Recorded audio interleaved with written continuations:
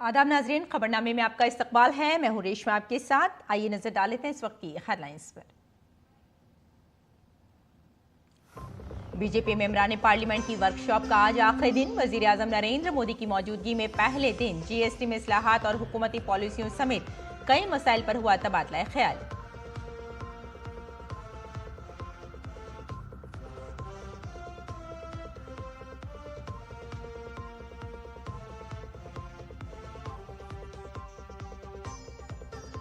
Bihar SIR के मामले पर सुप्रीम कोर्ट में समाअत आज। पिछली समाअत में अदालत उज़्मा ने दावों और एतराजात की आखिरी तारीख बढ़ाने से कर दिया था इनकार।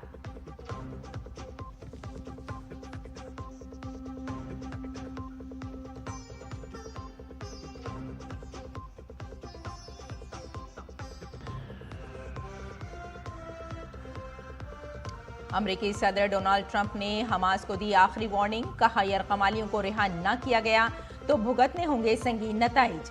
हमास ने कहा, बाद में इस पर करेंगे गौर।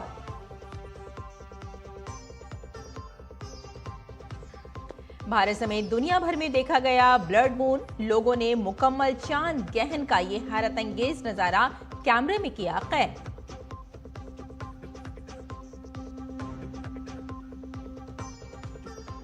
भारतीय हॉकी टीम ने हीरो एशिया कप 4-1 से जीता। 2026 हॉकी वर्ल्ड कप के लिए किया क्वालिफाई।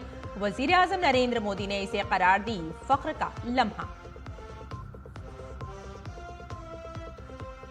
और स्पेन के अलाक्राज ने सिनर को शिकस्त देकर जीत लिया यूएस ओपन टेनिस का खिताब। आलमी नंबर 1 का ताज भी छीना।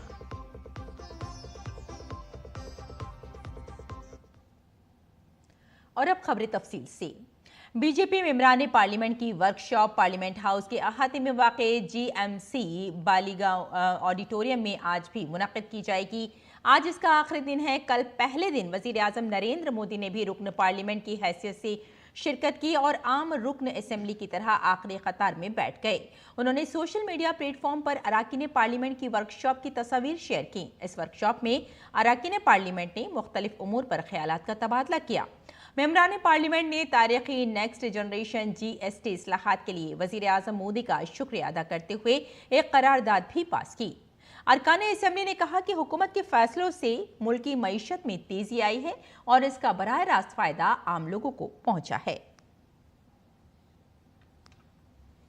और सुप्रीम कोर्ट बिहार में एसआईआर कराने के इलेक्शन कमीशन के फैसले के खिलाफ दरखास्तों पर आज समाअत करेगा। जस्टिस सूर्यकांत और जस्टिस बागची की बेंच इस केस की समाअत करेगी। बिहार में खुसूसी नजरसानी 24 जून को शुरू हुई थी, जिसके खिलाफ कई अर्जियां दायर की गई हैं। अब हतमी वोटर लिस्ट 30 सितंबर को जारी की जाएगी। पिछली समाअत में अदालत उज़्मा ने दावों और एतराजात की आखिरी तारीख बढ़ाने से इनकार कर दिया था। इसके बाद इलेक्शन कमीशन ने अदालत को बताया कि 1 सितंबर के बाद भी दावे कबूल किए जाएंगे। इससे कबल 22 अगस्त की समाअत में सुप्रीम कोर्ट ने सियासी जमातों को बूथ लेवल एजेंट्स के जरिए वोटरों की मदद करने की हिदायत दी थी। साल का दूसरा और आखिरी चांद गहन गुज़िश्ता रोज मुल्क के मुख्तलिफ शहरों में नजर आया। मुकम्मल चांद गहन रात 9:58 पर शुरू हुआ और रात 1:26 पर खत्म हुआ, जिसकी वजह से गहन शुरू होने से पहले ही मंदिरों के दरवाजे बंद कर दिए गए। लेकिन मजहबी अकायद के मुताबिक संतों और अवाम ने नदियों में स्नान किया। नासिक के रामकुंड में लोगों ने डुबकी लगाई। इसके अलावा सुबह के वक्त चांद गहन के असर को खत्म करने के लिए उज्जैन के महाकालेश्वर मंदिर समेत मुल्क के तमाम मंदिरों की सफाई की गई और गंगा जल से पूजा की गई।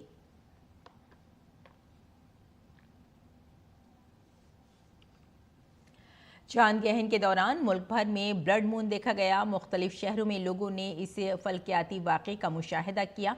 लोगों ने इस इंतहाई ख़ास लम्हे की तस्वीर भी अपने कैमरों में कैद की। गुज़िश्ता रात 3.5 घंटे से ज़ायद वक्त तक ज़मीन का साया चांद पर पड़ता रहा। चांद गहन की पूरी मुद्दत में ज़मीन सूरज और चांद के दरमियान रही और सूरज की रोशनी बराह रास्त चांद पर नहीं पड़ी। भारत के अलावा बरतानिया, फ्रांस, जनूबी अफ्रीका, तुर्की जैसे ममालिक में भी चांद गहन देखा गया। और आइए अब अगली खबर का रुख करते हैं। दिल्ली में गुज़िश्ता चंद रोज से बारिश थम गई है। दिल्ली में जमुना के पानी की सतह खतरे के निशान से नीचे आ गई है। ताहम सूरत हाल अब भी मुकम्मल तौर पर काबू में नहीं है। दारुल हुकूमत के आसपास के कई नशेबी इलाके ज़ेरे आब हैं, जिसकी वजह से मुकामी बाशिंदों को परेशानी का सामना है। इंतजामिया और हुकूमत मुसलसल सूरत हाल पर नजर रखे हुए है। नशेबी इलाकों में रहने वाले अफराद को कैंपों में ठहराया गया है, जहां उनके लिए मुनासिब इंतजाम किए गए हैं। साथ ही हथनी कुंड बैराज से 40,665 क्यूसिक और वजीराबाद बैराज से 65,370 क्यूसिक और ओखला बैराज से 95,045 क्यूसिक पानी छोड़ा गया। इंतजामिया सूरत हाल पर मुसलसल नजर रखे हुए है। और राजस्थान के काबीनी वजीर राज्यवर्धन सिंह राठौड़ ने दौसा में सैलाब से मुतासरा इलाकों का दौरा किया और हर मुमकिन मदद की यकीन दहानी कराई। सैलाब की वजह से ज़राअत के शोबे को सबसे ज़्यादा नुकसान पहुंचा है, जिसके बारे में वजीर राज्यवर्धन सिंह राठौड़ ने कहा कि फसलों को पहुंचने वाले नुकसान का मुआवजा दिया जाएगा। उनके मुताबिक हुकूमत पूरी तरह बाखबर है और इंतजामिया सरगर्मी से काम कर रही है।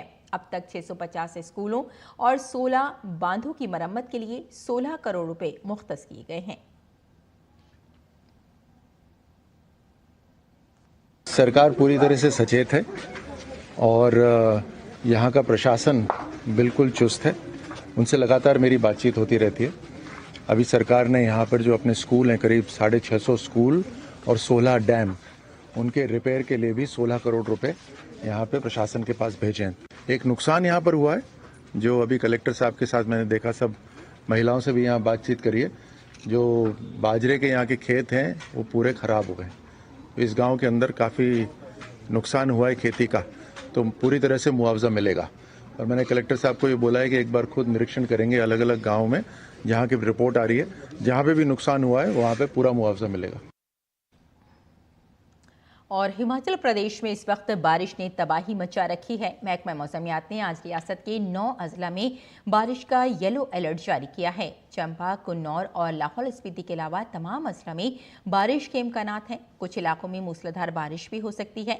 तहां महकमे के मुताबिक मानसून कल से अगले 3 दिन तक कमजोर रहेगा और बारिश की शिद्दत में कमी आएगी। इस साल का मानसून रियासत के कई हिस्सों में मामूल से ज्यादा फाल रहा है। आदद-ओ-शुमार के मुताबिक शिमला में औसत से 113% ज्यादा और कुल्लू में 116% ज्यादा बारिश को रिकॉर्ड किया गया। इसके अलावा दीगर अजला में भी तवक्को से ज्यादा बारिश हुई है। इस गैर मामूली बारिश ने रियासत की सड़कों, मकानात और बुनियादी ढांचे को भारी नुकसान पहुंचाया है। रियासत में बारिश की वजह से अब तक तकरीबन 4080 करोड़ रुपए की निजी और सरकारी इमलाक तबाह हो चुकी है। सिर्फ मकानात की बात की जाए तो 1194 मकानात मुकम्मल तौर पर मुनहदिम हुए हैं, जबकि 5077 मकानात को जुज़वी नुकसान पहुंचा है। इसके अलावा 4 कौमी शाहराहों समेत 1087 सड़कें बदस्तूर बंद हैं, जिससे नकलो हरकत में शदीद मुश्किलात का सामना है। और पंजाब में बीजेपी के सीनियर लीडर और मरकजी वजीर मुमलिकत रणजीत सिंह ने राजस्थान, गुजरात, मध्य प्रदेश और उत्तर प्रदेश के वज़राए आला को पंजाब में सैलाब के बाद इमदाद फराहम करने के हवाले से खत लिखा है। उन्होंने इन रियासतों से पंजाब के लिए माली इमदाद की अपील की है। अपने खत में रणजीत सिंह ने लिखा कि पंजाब इस वक्त शदीद सैलाब की जद में है, जिसकी वजह से जिंदगी मुकम्मल तौर पर दरहम बरहम है। मुसलसल बारिशों से नदी नालों में तुक़यानी है। इस बहरान ने बुनियादी ढांचे को नुकसान पहुंचाया है। उन्होंने मजीद लिखा कि पंचायतों ने हर बहरान में भरपूर साथ दिया है और आज जब पंजाब खुद बहरान का शिकार है तो उसे मुल्क से इसी किस्म के ताउन की तवक्को है। उन्होंने राजस्थान, यूपी, एमपी और गुजरात से पंजाब को फौरी तौर पर हर मुमकिन मदद फराहम करने की अपील की है। जुनूबी बस्तर यानी दंतेवाड़ा एक ऐसी जगह है जहां नक्सलिज्म का साया हमेशा रहा है, लेकिन अब वक्त के साथ इसका चेहरा मुसलसल बदल रहा है। यहां दंतेश्वरी खवातीन जंगजू मुसलसल जिम्मेदारियां संभाल रही हैं। देखें हमारे नामानिगार सुमेश पटेल की खुसूसी रिपोर्ट। दंतेवाड़ा यानी दंतेश्वरी फाइटर महिला कमांडो। मैं इस वक्त मौजूद हूं बस्तर के कोर इलाकों में। इस जगह का मैं आपको नाम नहीं बता सकता, लेकिन यह बता सकता हूं कि इस वक्त महिला कमांडो देखिए किस तरह से नक्सलियों से लोहा लेने के लिए तैयार हैं और यहाँ पर लगातार सर्चिंग कर रहे हैं। जब ऑपरेशन होते हैं तो इसी तरह ये महिला कमांडो जो नक्सलियों का कोर इलाका होता है उस इलाकों में घुस कर लगातार इसी तरह से सर्चिंग करते हैं। हाथ में AK-47 लेकर ये महिला कमांडर लगातार नक्सलियों से लड़ते हैं। इस वक्त हमारे साथ कुछ महिला कमांडो हैं, उनसे बातचीत करेंगे और ये जानने की कोशिश भी करेंगे कि कितनी बड़ी चुनौती होती है जब ये जंगल में जाते हैं सर्चिंग के दौरान। सभी महिला बल ड्यूटी जाते हैं, कई परेशानी आता है, सबको चुनौतियों का सामना करते हुए जाते हैं सर। कभी कभी तो नदी आता है तो उसको पार करना पड़ता है, जिससे महिलाओं को बहुत परेशानी होती है, फिर भी जाते हैं। गांव के लोगों को आप क्या मैसेज देते हैं? वहाँ पर जंगलों में जाते हैं, गांव में जाते हैं, क्या मैसेज देते हैं कि किस तरह से नक्सलवाद का खात्मा करना है? सर ये कि कंटिन्यू ऑपरेशन चल रहा है और धीरे धीरे नक्सलवाद खत्म होगा सर। सर्चिंग करने जाती हैं, आप क्या कहेंगे किस तरह से आप उस इलाके में सर्चिंग करती हैं, किस तरह से ऑपरेशन बताइए थोड़ा। हम लोग पॉइंट ड्यूटी के लिए इंट मिलता है कि वहाँ नक्सली है, तो फिर हम लोग यहाँ से ड्यूटी के लिए मैसेज डाल दिया जाता है, फिर तैयार होकर फिर निकलते हैं सर। किन चुनौतियों का सामना करना पड़ता है आपको जंगलों में? नदियाँ आती है, पहाड़ आते हैं, फिर भी उन चुनौतियों को हम लोग इग्नोर करके जाते हैं सर। और गांव में यही मैसेज देना चाहते हैं कि नक्सल संगठन को छोड़ के शासन से जुड़े और शासन के सुविधाओं का लाभ ले। ये महिला कमांडो हैं जिनका साफ तौर पे कहना है कि बस्तर के कोर इलाकों में घुसकर लगातार ये सर्चिंग करती हैं, नक्सलियों से लोहा भी लेते हैं और इसी तरह गांव में भी ये मैसेज देने का प्रयास करते हैं लोगों को कि जिस तरह से यहाँ से नक्सलवाद खत्म हो जाएगा। केंद्रीय गृह मंत्री अमित शाह ने भी कहा है कि देश से 2026 तक नक्सलवाद का खात्मा करना है। तो कहीं ना कहीं ये महिला कमांडो भी बस्तर के कोर इलाकों में घुसकर लगातार ऑपरेशन को अंजाम देती हैं। अपने कैमरा सहयोगी मनोज लोखंडे के साथ मैं सोमेश पटेल, DD न्यूज़ बस्तर।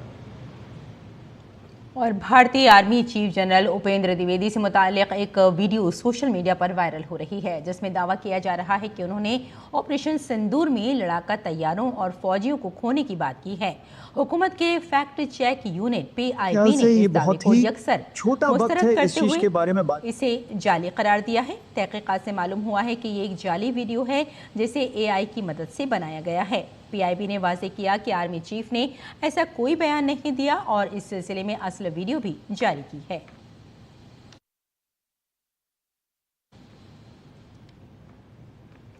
और आज खानदगी का आलमी दिन है। इस साल आलमी यौम खानदगी का मौजू डिजिटल दौर में खानदगी का फ़रोग़ है।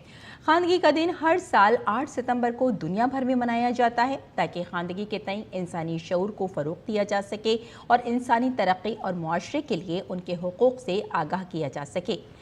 2022 में हुकूमत की तरफ से शुरू किया गया नवभारत खानदगी प्रोग्राम मुकम्मल खानदगी के हदफ को हासिल करने में अहम किरदार अदा कर रहा है। देखिए इस मौजू पर हमारी ये रिपोर्ट। समाजी और इक़्तिसादी तरक्की की बुनियाद होती है। सिर्फ एक पढ़ा लिखा और तालीम याफ्ता मुआशरा ही जमहूरी तरीके से माशी और समाजी तरक्की के बारे में बेहतर सोच सकता है। यानी जितना ज्यादा पढ़ा लिखा मुआशरा होगा उतना ही मुल्क तरक्की करेगा। ताहम 2024 के आददोशुमार के मुताबिक दुनिया भर में 73 करोड़ से जायद नौजवान और बालिग अफराद अब भी बुनियादी खानदगी से महरूम हैं। नाखानदगी के आलमी मसले पर बात करने के लिए पहली बार 8 सितंबर 1965 को तेहरान में वज़राए तालीम की आलमी कांग्रेस मुनक़्क़िद हुई। इसके बाद अक्टूबर 1966 में अपने 14वें इजलास में यूनेस्को ने इस दिन यानी 8 सितंबर को आलमी यौम खानदगी के तौर पर मनाने का ऐलान किया। 1967 से हर साल 8 सितंबर को पूरी दुनिया में यौम खानदगी के तौर पर मनाया जाता है। साल 2025 में आलमी यौम खानदगी का मौजू डिजिटल दौर में खानदगी को फरोग़ देना है। डिजिटल लर्निंग टूल्स बुनियादी खानदगी से महरूम लोगों में तालीम को फैलाने में अहम किरदार अदा कर सकते हैं। डिजिटल दौर में खानदगी लोगों को महफूज और मुनासिब तरीके से डिजिटल मवाद तक रसाई, समझने, जांचने, बातचीत करने और तख्लीक करने में भी मदद दे सकती है। भारत में मुकम्मल खानदगी के हदफ को हासिल करने की तरफ एक बड़ा कदम उठाते हुए हुकूमत ने 2022 में उल्लास नव भारत लिटरेसी प्रोग्राम शुरू किया। कौमी तालीमी पॉलिसी की दफात के मुताबिक इस प्रोग्राम में बालिग तालीम के तमाम पहलुओं का अहाता किया जा रहा है। उल्लास प्रोग्राम के तहत 15 साल से ज्यादा उम्र के गैर खानदा जो किसी वजह से बाज़ाब्ता तालीम से महरूम रह गए हैं, उन्हें खानदा बनाया जा रहा है। ये मरकजी स्पॉन्सर्ड प्रोग्राम साल 2022 से 2027 तक नाफिज किया जा रहा है। इस अरसे के दौरान 5 करोड़ यानी हर साल 1 करोड़ लोगों को बुनियादी खानदगी के साथ साथ मालियाती और डिजिटल खानदगी फराहम करने का हदफ मुकर्रर किया गया है। उल्लास यानी नव भारत खानदगी प्रोग्राम ने मुल्क भर में खानदगी की मुहिम शुरू की है और कौमी तालीमी पॉलिसी के रूह के मुताबिक 2030 तक मुल्क में मुकम्मल खानदगी को यकीनी बनाने में अहम किरदार अदा कर रहा है। निशान सौरभ की रिपोर्ट, डीडी न्यूज़ उर्दू खबरें। और अब बात बैनुल-अक़वामी खबरों की। अमरीकी सदर डोनाल्ड ट्रंप ने हमास को गजा में यरगमालियों की रिहाई के हवाले से हतमी वार्निंग देते हुए जंगबंदी की नई तजवीज़ पेश की है। इस तजवीज़ के तहत हमास को पहले दिन तमाम 48 यरगमालियों को रिहा करना होगा। बदले में इसराइल हज़ारों फ़लस्तीनी कैदियों को रिहा करेगा और जंगबंदी के दौरान अमन मुज़ाकरात होंगे। ट्रंप ने अपने social media platform truth social पर लिखा, इसराइल ने मेरी शराइत मान ली हैं, अब वक्त आ गया है कि हमास भी कबूल करे। उन्होंने ये भी कहा कि अगर हमास ने शराइत तस्लीम नहीं की तो उसके संगीन नताइज बरामद होंगे। एक इसराइली अहलकार के मुताबिक इसराइल ट्रंप की तजवीज़ पर संजीदगी से गौर कर रहा है। अमेरिकी सदर डोनाल्ड ट्रंप ने इतवार को व्हाइट हाउस में कहा कि अब वक्त आ गया है कि रूस पर मजीद सख्त इक़्तिसादी पाबंदियां आयद की जाएंगी। उन्होंने खबरदार किया कि अमेरिका जंग रोकने और रूस को मुज़ाकरात की मेज़ पर लाने के लिए पाबंदियों के दूसरे मरहले में जाने के लिए पूरी तरह तैयार है।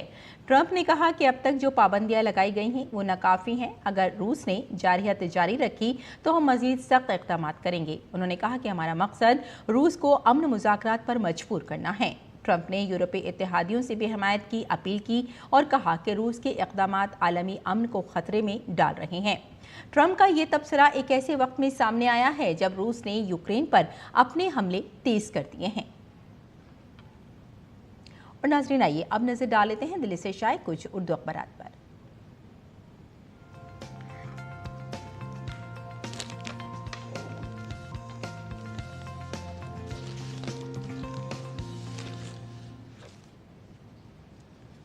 तो नाज़रीन, अखबारात के जायज़े में सबसे पहले बात उन खबरों की जिन्हें ज़्यादातर अखबारात ने अपनी शह सुर्खियों में जगह दी है।